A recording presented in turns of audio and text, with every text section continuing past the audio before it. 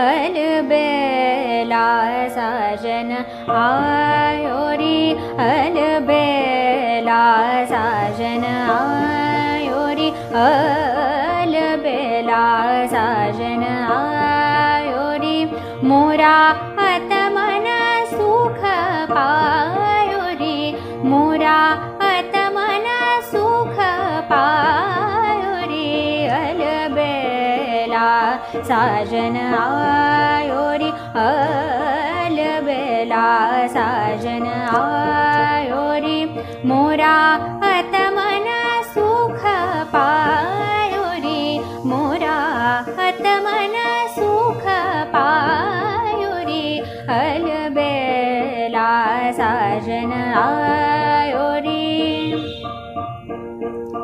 साजन आयो रे, अलबेला साजन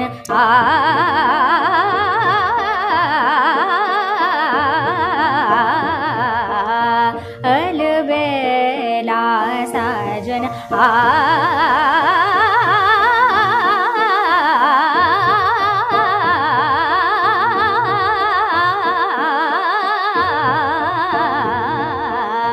अलबेला साजन आयो रे, साजन आयो रे, साजन आ रे मोरी। नमस्कार मित्रहो, मी प्रियांका सुशांत मिरजकर इचलकरंजीहून।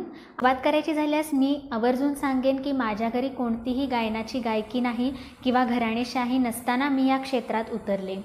खरं तर लहानपणी मी खूप अशी भित्री स्वभावाची होते।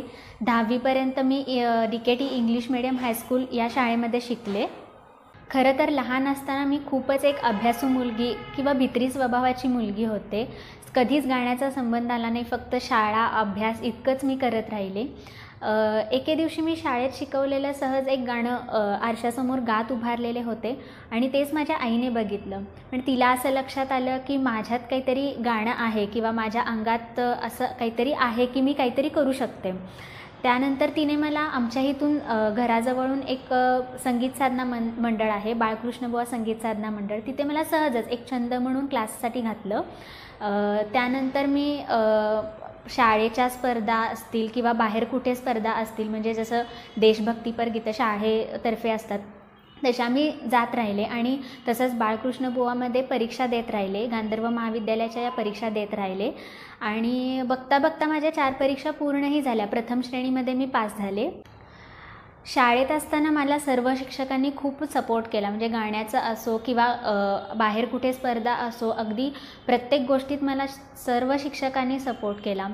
मला गाणं सांभाळताना अभ्यास सांभाळणंही खूप महत्त्वाचं ठरलं होतं, कारण तसं माझ्या घरचं वातावरण थोडं स्ट्रिक्ट होतं। आजोबा बाबा हे सर्व म्हणजे अभ्यास, त्यांचा कल जास्त अभ्यासाकडे होता, त्यामुळे 10वीपर्यंत मला अभ्यास करणं भागच होता आणि 10वीत तर पर्सेंटेज चांगले मिळवणं मला अटच घातली होती त्यांनी। त्यानंतर 10वी आली, मग मी गाण्यासाठी गॅप घेतला। तोवर काहीच मला इतकं म्हणजे गाण्याकडे मी करिअरच्या दृष्टीनं असं कधीच बघितलं नव्हतं, एक सहज छंद म्हणून मी जोपासलं होतं। 10वीपर्यंत असताना मी गाणं सोडूनसुद्धा खूप गोष्टी केल्या, म्हणजे स्केटिंग केलं, परत स्विमिंग केलं। स्केटिंगमध्ये सुद्धा मी स्पर्धांना जायचे, स्विमिंगमध्ये जायचे, डान्स केला। त्यानंतर 10वीपर्यंत 10वी आल्यावरती मी गॅप घेतला। त्यानंतर 1 वर्ष पूर्ण अभ्यासच केला. 10वीला मला अक्षरशः 92% पडले, खूपच चांगले मार्क्स पडले. त्यामुळं घरातल्यांचं असं होतं की आता हिला सायन्स साईडला किंवा मेडिकल साईडला वगैरे घालायचं असं. त्यानंतर मला गाणं सोडायचं नव्हतं, कधीच सोडायचं नव्हतं. 11वीला मी गोविंदराव हायस्कूल येथे ॲडमिशन घेतलं सायन्सला. 11वीनंतर मला गाण्यात जास्त इंटरेस्ट येऊ लागला. त्यानंतर मी बाळकृष्ण बुवामधून क्लास तिथे बंद केला आणि त्यानंतर अर्चना रानडे इचलकरंजीच्या आहेत, त्यांच्याकडे शिकायला लागले. त्यांच्याकडे बघता बघता 4वी आणि 5वी परीक्षा मी दिली. 11वी 12वीपर्यंत असंच गाणं कंटिन्यू होतं. बाहेर कुठे स्पर्धा असल्या किंवा कार्यक्रम असले तर मी आवर्जून जायचे. मला आवर्जून सांगायला आवडेल की माझ्यात जे गाणं आलं किंवा माझ्यात जी एक कला आली ती माझ्या आजी आजोबा म्हणजे आईच्या आईवडिलांच्याकडून आली, कारण त्यांना कलेची खूपच आवड होती. आजी आणि आजोबा हे दोघेही शिक्षक, शाळेत शिक्षक असल्यामुळे त्यांचे सतत कार्यक्रम किंवा बाहेर गणपतीत असो किंवा नवरात्रीत असो हे कार्यक्रम चालू असायचे. त्यांनी एक अकॅडमी काढली होती, रंगकलाभूमी अकॅडमी. त्यात आम्ही सतत आमचे कार्यक्रम असायचे, गणपतीत असायचे, नवरात्रीत असायचे, दिवाळीत असायचे आणि प्रॅक्टिसही त्यांच्याच घरी असल्यामुळे मला घरचेही कधी अडवले नाहीत. तेव्हा आम्ही खूप कार्यक्रम करायचो, बाहेरच्या गावी असो किंवा इचलकरंजीत असो, असे खूप कार्यक्रम करायचो. परत मी 12वीत आल्यावरती 12वीमध्ये गॅप घेतला अभ्यासासाठी. पण 12वीत मला इतका अभ्यासाचा इंटरेस्ट नव्हता. म्हणजे 10वीपर्यंत जसं मी अभ्यास करत होते मन लावून, म्हणजे अक्षरशः मी पहाटे 4ला उठायचे अभ्यासाला, तसं मी 12वीत काहीच केलं नाही. कारण मला अभ्यासापेक्षा गाण्यात जास्त रस येऊ लागला 12वीला मी जेमतेम कसा तरी परीक्षेसाठी अभ्यास केला आणि मला 70% मार्क मिळाले आणि मी सगळ्यांच्याकडून ओरडा खाऊन घेतला. कारण तसे 10वीच्या मानानं खूपच कमी मार्क्स होते ते. जर मला 12वीत जास्त मार्क्स मिळाले असते तर नक्कीच माझ्या घरच्यांनी मेडिकल साईडला किंवा इंजिनिअरिंग साईडला घातलं असतं आणि ते मला नको होतं. कारण मला गाणं जोपासायचं होतं. कारण जर मेडिकल किंवा इंजिनिअरिंग केलं तर फक्त अभ्यासच करायला लागेल किंवा वेळ जास्त तिथेच जाईल. म्हणून मग घरच्यांनी सर्व विचार करून मला BSc मायक्रोबायोलॉजी करायला सांगितलं.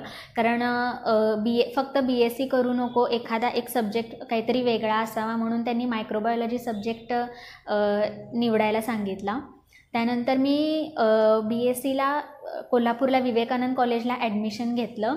खरं तर ते इतकं सोपंही नव्हतं, कारण मला हॉस्टेलवरती राहायचं नव्हतं. कारण हॉस्टेलवर जर राहिले तर मला रियाज करता येणं शक्य नव्हतं. त्यामुळं मी अपडाऊन करण्याचा निर्णय घेतला. BScपासून मी अपडाऊन चालू केलं बसनी. अक्षरशः सांगायचं झालं तर मला ह्याच्या आधी म्हणजे मी 10वी 12वीपर्यंत अशी खूपच वीक मुलगी होते. म्हणजे बस जरी लांबून अशी जरी बस बघितली तरी मला कसं तरी व्हायचं. म्हणजे कधीच बसचा संबंध आला नाही, कधीच बसमध्ये बसून असा लांबचा प्रवास केला नाही. इथे तर रोजचं करायचं होतं. तरी पण मी ठरवलं की स्ट्रॉंग बनायचं असेल किंवा बाहेरच्या जगाशी लढायचं असेल तर मला हे करणं भागच आहे. त्यानंतर BScपासून मी अपडाऊन चालू केलं विवेकानंद कॉलेजला. कॉलेज दिवसभर असायचं. सकाळी मी लवकर उठून रियाज करायचे, त्यानंतर कॉलेजला जायचे, बस पकडायची, मग परत कॉलेजला जायचं, कॉलेजमधून परत घरी यायचं, संध्याकाळी यायला उशीर व्हायचा. मग मी ठरवलं की कोल्हापूरमध्ये कुठेतरी क्लास लावायचा. मी आवर्जून सांगेन की मी कोल्हापूरमध्ये संपदा माने, आत्ता जी सूर नवा ध्यास नवाच्या ग्रँड फिनालेमध्ये पोचली आहे, तिच्याकडे मी क्लास लावला. त्यानंतर थोडे दिवस मी तिच्याकडे शिकले. अजूनपर्यंत मला क्लासिकल शास्त्रीय संगीत शिकवणारा असं कोण मिळालं नव्हतं. कारण माझा जास्तीत जास्त रस हा क्लासिकल म्युझिकमध्ये होता. सुगममध्येही तसा होता, म्हणजे लाईट म्युझिक म्हणा, पण प्रोफेशनलकडे कधी मी वळले नाही. त्यामुळे मला क्लासिकल हे खूप चांगलं शिकायचं होतं. मग मला कानावर आलं की सांगलीला मंगलाताई जोशी ह्या खूप छान शिकवतात. त्यानंतर मी त्यांच्याकडे म्हणजे मी त्यांना विचारलं की तुम्ही शिकवणार का मला. पण ते तितकंही सोपं नव्हतं. ॲक्च्युली त्यांनी त्या मला म्हणाल्या की आधी तू मला गाऊन दाखव, तू कशी गातेस ते बघते आणि मग मी ठरवेन की तुला शिकवायचं की नाही. पण मंगलाताई राहतात सांगलीमध्ये, त्यामुळं तो आणि विषय आला की मी राहते इचलकरंजी, त्यानंतर कॉलेज कोल्हापूरला आणि परत सांगलीला कसं शक्य होणार जाणं. तरी मी ठरवली की काहीतरी करायचं असेल तर सगळं सहन करण्याची तयारी पाहिजे. किंवा मग मी मंगलाताईंना एके दिवशी गाऊन दाखवलं, त्यांना आवडलंही माझं गाणं. मग त्या म्हणाल्या की तू ये क्लाससाठी. क्लास आठवड्यातनं 2 दिवस असायचा, 1 दिवस नाट्यसंगीत आणि 1 दिवस शास्त्रीय. मग मी कॉलेज हाफ डे करून किंवा कधीतरी चुकवून असं मी क्लासला सांगलीला जायचे. पण ते इतकं हेक्टिक व्हायला लागलं, कारण ते इतकं सोपंही नव्हतं. कारण इचलकरंजीहून पहिला कोल्हापूरला कॉलेजला, तिथून दुपारी कॉलेज करून मग सांगलीला आणि परत संध्याकाळी इचलकरंजीला. तेवढं इतकंही सोपं नव्हतं. मला खूप त्रास व्हायचा, माझी खूप दगदग व्हायची आणि त्यामुळे कधीकधी माझा आवाजही बसायचा किंवा ट्रॅव्हलिंगमुळे म्हणा किंवा दगदगीमुळे मला म्हणायला त्रास व्हायचा. मंगलाताईंकडे क्लास लावल्यावरती मी एक सांगेन की क्लास लावला म्हणजे झालं बाबा आता आपल्याला सगळं आलं असं अजिबात नव्हतं. कारण मंगलाताई तशा खूपच स्ट्रिक्ट स्वभावाच्या होत्या. त्यांचं असं होतं की जर तुम्हाला करायचं आहे तर तुम्ही त्यात झोकून दिलं पाहिजे. 5 वर्ष 6 वर्ष खूप झोकून दिलं पाहिजे. कुठेही बाहेर न गाता किंवा कुठेही काहीही बाहेरच्या जगात न उतरता तुम्ही 5 वर्ष फक्त रियाज करायचा आणि त्यानंतर तुम्ही काय असेल ते तुमच्या करिअरला सुरुवात करायची. मी खूपदा ओरडाही खायचे, कारण कधीकधी मला माझा रियाज व्हायचा नाही. कधीकधी ट्रॅव्हलिंगमुळे माझा आवाज बसायचा, त्यामुळे त्यांनी सांगितलेलं मला गाता यायचं नाही. तेव्हा मी खूपदा ओरडाही खायचे, मग रडणं ह्या गोष्टी व्हायच्या. कारण मी तशी खूप हळवी स्वभावाची होते, त्यामुळं मला कोणी जरी काही बोललं तरी मला लगेच रडू यायचं. त्यानंतर मी कंटिन्यू मंगलाताईंकडे शिकत राहिले. बघता बघता माझं BSc पूर्ण होत आलं. BScत असताना मी सारखी स्पर्धांना वगैरे जायचे बाहेर. खूप ठिकाणी स्पर्धा असायच्या, कोल्हापूर, सांगली, जयसिंगपूर अशा खूप ठिकाणी स्पर्धा व्हायच्या. मी तिकडे आवर्जून जायचे. कधी नंबर यायचा, कधी यायचा नाही. BScपर्यंत माझी गाण्यातही खूप सुधारणा होत गेली होती, त्यामुळं घरचेही कधी नाराज झाले नाहीत. मी स्पर्धांना जाईन तिथे बक्षीस मिळवून यायचे, कारण मी माझा अभ्यास सांभाळत ते करत होते. मी खूप रियालिटी शोजच्या ऑडिशन्सला पण जाऊन आले, म्हणजे जसं की सारेगमप, लिटिल चॅम्प्स असो किंवा सूर नवा ध्यास नवा असो, गौरव महाराष्ट्राचा असो, या अशा ऑडिशन्सला मी जात राहिले. कोल्हापूर असो किंवा आणि कुठे असल्या तर मी नक्की जात राहिले. पण कधीच माझं म्हणजे मुंबईच्या मेगा ऑडिशनपर्यंत कधीच सिलेक्शन झालं नाही. त्याचं मला वाईटही वाटलं तेव्हा, पण मी परत सुरुवातीपासून जोमाने तयारीला लागायचे. त्यानंतर एकदा इचलकरंजीमध्ये स्पर्धा होत्या सावरकर स्मारकच्या, त्यात माझं मुंबईसाठी सिलेक्शन झालं होतं. त्यानंतर मी मुंबईला गेले होते. नंबर आला नाही माझा, पण मी हे नक्की सांगेन की मला अनुभव खूप चांगला आला. दादर माटुंगाच्या सुद्धा स्पर्धांसाठी मी मुंबईपर्यंत जाऊन आले, प्रयत्न करून आले. नंबर नाही आला कधी, पण अनुभव खूप छान मिळाले मला. त्यानंतर BScपर्यंत मी मायक्रोबायोलॉजी केलं आणि लास्ट इयर पण मी फर्स्ट क्लासमध्ये पास झाले. मग ॲक्च्युली मला पोस्ट ग्रॅज्युएशन करायचं नव्हतं, कारण माझं असं मत होतं की बाबा आता भरपूर शिकले किंवा ग्रॅज्युएशन झाली, आता आता गाण्यात काहीतरी करावं. पण झालं असं की घरचे एज्युकेशन ओरिएंटेड असल्यामुळे मला ते म्हणाले की तू पोस्ट ग्रॅज्युएशन पण कर, आत्तापर्यंत तू व्यवस्थित पास होत आली आहेस किंवा फर्स्ट क्लासमध्ये पास होत आली आहेस, हे सुद्धा तुला जमेल. एके दिवशी मी आईला सांगितलं की मला उच्च शिक्षण घ्यायचं नाही आहे किंवा मला जास्त शिकायचं नाही आहे आणि मला गाण्यातच करिअर करायचं आहे. तेव्हा खूप ती हादरून गेली, किंवा तिला अंदाज नव्हता की हे फील्ड कसं असेल किंवा हिला नक्की यश मिळेल का पुढे, ह्याचा तिला अंदाज नव्हता. ॲक्च्युली तो मलाही नव्हता, कारण हे फील्ड असं आहे की कधी यश मिळतं, कधी अपयश मिळतं. प्रत्येक वेळीच काय सगळं मिळत जाईल असं नाही. त्यामुळे ती मला म्हणाली की ठीक आहे कर तू, पण एक सेकंड ऑप्शन म्हणून तू MSc कर. म्हणून मग मी MScला शिवाजी युनिव्हर्सिटीला ॲडमिशन घेतलं. तिथून जो प्रवास चालू झाला तो माझ्यासाठी खूपच खडतर होता, कारण BSc आणि MScमध्ये खूपच फरक होता. BSc जितकं सोपं होतं तितकं MSc नव्हतं, कारण शेवटी ते पोस्ट ग्रॅज्युएशन होतं आणि त्यात मायक्रोबायोलॉजी हा विषय खूपच अवघड होता. MScमध्ये असताना माझे प्रॅक्टिकल सकाळी असायचे 7:30 वाजता, तर मी 5ला उठायचे, त्यानंतर 6ला घरातून निघायचे, बस पकडायचे आणि असं करत मी 7:30पर्यंत कॉलेजमध्ये पोचायचे. 7:30 ते संध्याकाळी कॉलेज असायचं 5-5:30पर्यंत. त्यानंतर मी घरी यायचे. मग खूपदा माझा रियाज राहायचा, कारण सकाळी मी जे पहाटे उठून जायचे ते डायरेक्ट संध्याकाळी 8:30 नंतरच यायचे. खूपदा माझा रियाज राहायचा, कधीच व्हायचा नाही एके दिवशी. मला संध्याकाळी यायला 8:30 होऊन जायचे. खूपच दगदग व्हायची माझी. बसेसचा प्रॉब्लेम असायचा, परत कधी गर्दी असायची, कधी बसेस मिळत नव्हते. अशामुळे मला खूपच हेक्टिक व्हायचं. स्टार्टिंग मला खूपच त्रास झाला, म्हणजे MScला जेव्हा मी ॲडमिशन घेतलं त्यानंतर मला खूपच त्रास झाला, कारण माझं गाणं काहीच व्हायचं नाही. कारण पूर्णपणेच क्लास चालू होता पण रियाज पूर्णपणेच बंद पडला. मला खूपदा असं खूप रडू यायचं किंवा असं खूप त्रास व्हायचा की मी आता काहीच करू शकत नाही आहे. पण म्हटलं आता MSc आता घेतले आव्हान तर ते पूर्ण करूयात. माझा मंगलाताईंकडे क्लास हा चालूच होता. आठवड्यातनं 2 दिवस मी जायचे तिकडे. मी हे सांगेन की सांगलीला, म्हणजे कोल्हापूरला जसं बसेसची फ्रिक्वेन्सी आहे तशी सांगलीला नाही आहे, इचलकरंजी सांगलीला नाही आहे. त्यामुळं संध्याकाळी येताना आम्हाला म्हणजे मी आणि माझी एक गुरु भगिनी आहे सानिका फडके, आम्ही दोघी असायचो. आम्ही दोघी मिळून क्लासला जायचो आणि संध्याकाळी इतकी गर्दी व्हायची बसला की आम्हाला उभा राहायलासुद्धा स्टँडवरती जागा उरायची नाही. मग मी तर सकाळी कॉलेज करून जे जायचे ते संध्याकाळी तिकडे, म्हणजे मला खूप हेक्टिक व्हायचं. त्यानंतर आम्ही कशी बशी जागा पकडून, बसमध्ये जागा पकडून 8:30-9 वाजता घरी यायचो. सेकंड इयर MScला तर असं झालं की प्रोजेक्ट्स होते, त्यामुळं ते करणं भाग होतं. प्रोजेक्ट्स, त्यानंतर सकाळी प्रॅक्टिकल्स, त्यानंतर लेक्चर्स, मग प्रोजेक्ट्सचं काम, हे सगळं व्हायचं. त्यामुळे लिटरली दिवसभर मी कॉलेजमध्ये असायचे. मला तेव्हा खूपच त्रास व्हायचा. असं वाटायचं की माझं गाणं काय पूर्णच बंद पडतं की काय, असं वाटायचं मला. पण तरी मी जसं जमेल तसं रविवारी किंवा इतर दिवशी मी रियाज करायचे. बाहेर स्पर्धा असतील तर तिथे मी जायचे. कधी कॉलेज चुकवून जायचे, कधी हाफ डे करून जायचे. हे असाच प्रवास MScपर्यंत चालू राहिला. त्यानंतर मी MSc ही फर्स्ट क्लासमध्ये पास झाले.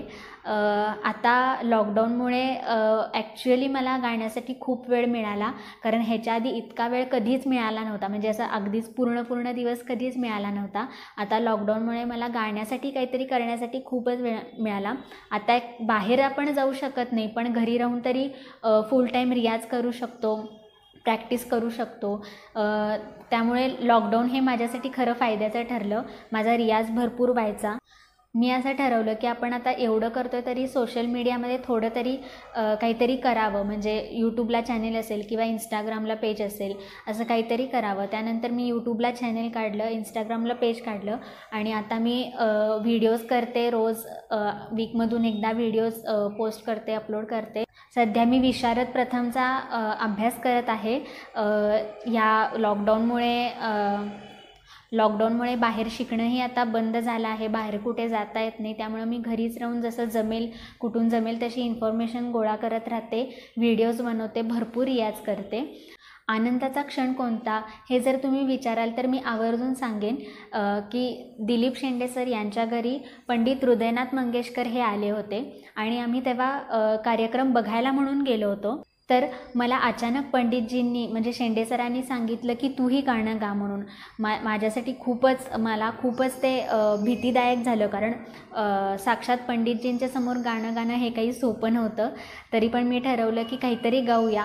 तर मग मी अवघा तो शकुन, किशोरी आमोणकर यांनी गायलेला अवघा तो शकुन हा अभंग त्यांच्या शेजारी बसून गायला. ते स्वतः पेटी वाजवत होते आणि मी तो गात होते. हा माझ्यासाठी खूपच आनंदाचा क्षण होता. इचलकरंजीमध्ये भरपूर कार्यक्रम व्हायचे, बाळकृष्ण बुवाच्या तर्फे असो किंवा DKTच्या तर्फे असो. त्यामध्ये गौरी पाटील, लक्ष्मण पाटील सर, हे सर्व आम्ही सगळेजण कार्यक्रम बसवायचो. ते आमच्याकडून गाणी बसवून घ्यायचे आणि आम्ही ठिकठिकाणी कार्यक्रम करायचो. परीक्षक म्हणूनही मला खूप ठिकाणी बोलवलं. खरं तर इतक्या लहान वयात परीक्षण करणं हे माझ्यासाठी खूपच एक वेगळा अनुभव होता, पण ते इतकं सोपं नव्हतं. खरं तर माझ्या कष्टाचं ते चीज झालं होतं. गाणं शिकायचं असेल तर त्यासाठी रियाज हा खूप महत्त्वाचा असतो. रियाजाशिवाय आपण काहीही करू शकत नाही. खूप रियाज करायला लागतो. अजूनही मला खूप काही शिकायचं आहे. अजून मला वाटतं की मी अजून ABCD शिकत आहे, गाण्यातली ABCDच मी शिकत आहे. अजून काहीच मी साध्य केलेलं नाही आहे. अजून खूप काही शिकायचं आहे. खूप ठिकाणी गाणं गायची इच्छा आहे, खूप काही करायची इच्छा आहे. नक्कीच मला यामध्ये देव बाप्पा साथ देईल अशी माझी खात्री आहे. मला एक गोष्ट सांगायला नक्की आवडेल की गाण्यामुळे फक्त करिअर म्हणा किंवा एक करिअरच्या दृष्टीने न बघता मी एक हेल्थच्या दृष्टीने सुद्धा त्याकडे बघितलं. कारण म्युझिक थेरपी म्हणून एक गोष्ट असते की आपण एखादा राग किंवा एखादं गाणं असो तर त्यामुळे आपल्याला जो आत्मिक आनंद मिळतो तो खूप महत्त्वाचा असतो आणि तो मला आत्तापर्यंत गाण्यामध्ये मिळत गेला. त्यामुळं मी कधीच गाण्यापासून दूर जाणार नाही असं मी ठरवलं होतं. कारण कधी मला खूप त्रास होत असेल किंवा कधी मी डिप्रेशनमध्ये असेल तर मला गाण्याने प्रचंड साथ दिली. शेवटी माझ्या सर्व मित्रमैत्रिणींना इतकंच सांगेन की करिअर कशातही घडू शकते, फक्त हवा आत्मविश्वास आणि झोकून देण्याची तयारी आणि त्या कामाबद्दल नितांत श्रद्धा. स्टे सेफ, स्वतःची काळजी घ्या आणि आयुष्य सुंदर बनवा. धन्यवाद.